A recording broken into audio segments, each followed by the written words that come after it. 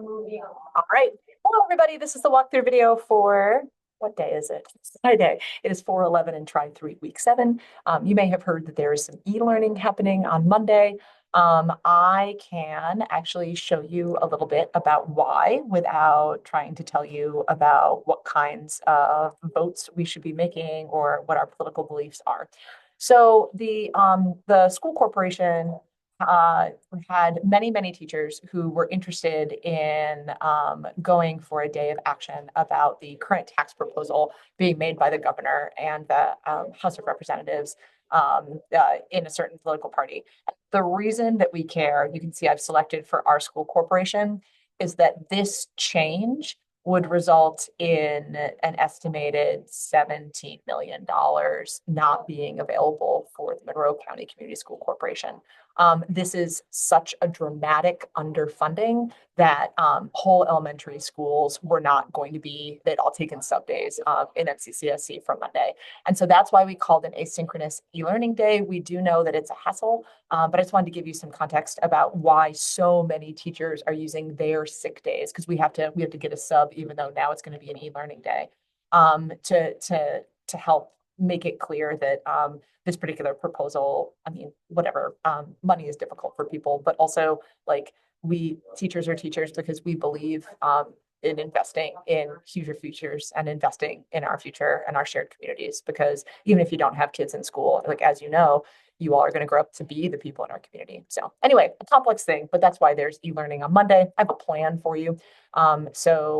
In Canvas, you will find that there is an assignment that is notes about the units 6B, and you'll see those in just a moment. Below the stop sign, my friends. I'll tell you what we're doing in a minute. We had people think about, they drew it in the air in period 1, positive feedback and negative feedback. And so you'll remember negative feedback isn't bad. It helps us keep a set point. Positive feedback is when something happens more and more faster and faster. And that there's this idea about more and less arrows that get used. We're going to skip some slides in my presentation because you know more than people did last year because I'm getting better at my job. Today, though, we are going to think about how feedback and later on mutations play into gene regulation, because gene regulation is how genes get turned on and off.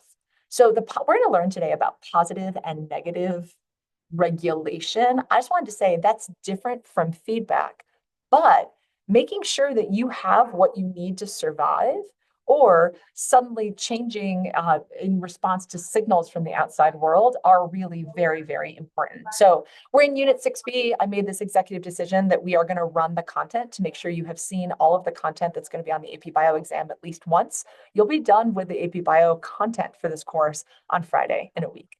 To help you do that, like I said, there's some 6B notes.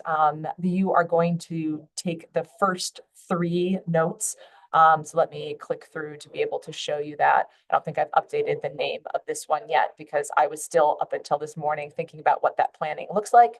So you'll notice that there are some notes on 6B. The notes for Monday are 6.5.1, 6.5.2, and 6.6. That's a lot, but that is going to end up being a full hour of work for you. Remember, you can watch these on 1.5 speed. You can also read the transcripts, just so you know. And then for later on in the week, this is the homework outside of class. It's the only homework outside of class. This you're welcome to watch, but we did it in Unit 6A, and I think you're going to get enough practice to the progress checks and the sample questions that we do. This one is fast, and this one is pretty fast. This one, you're going to need your review book. So the review book is important for this particular one, and it's going to take you, this is a full day of homework for me, I think. You might have heard about the Unpopular Biotechnology Project. We are not doing the Unpopular Biotechnology Project this year. We're going to focus instead on things that will help you close out Project 3 in a way that feels sustainable. And then Project 4 is going to open the day after the AP exam. And I'll give you more information about that when we get there, but I think you're going to think it's fun. So our big question here is thinking about this passage of the information from DNA to RNA to protein. And you have learned a whole lot about how that happens in Unit 6A, right, back in December. And we've thought a lot about how mutations and phenotypes and ecology, like they all play into these things, right? What we haven't talked about yet is when you get the process started and what regulates that. And that's important because all of your complex, interesting anatomy came from one zygote, right? One baby's first cell that became you.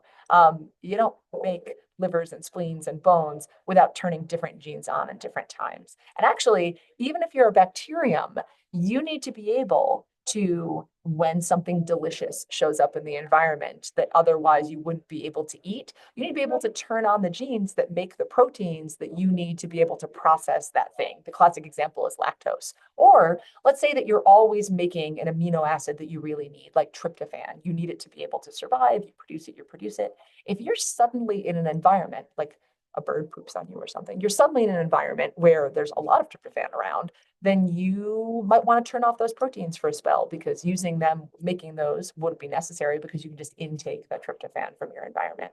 The other thing that's interesting about bacterial gene regulation is that they put a lot of genes on one messenger RNA.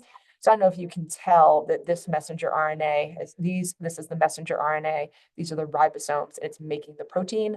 All of that happens at the same time in prokaryotes because there's not a boundary and the messenger RNAs don't get processed. The messenger RNAs get made, and then as they're being made, even ribosomes are starting to read them. So that's what we're really thinking about, again, together this when. So today's assignment is called Regulations in Bacterial Gene Regulation. I strongly suggest you take a look at it when you're back to school. It is really going to help you. I also wanted to let you know, as I'm thinking about e-learning, that your April field experience is available. It closes on April 30th. It's open a little early because I wanted to make sure that you knew enough about it to be able to go touch grass.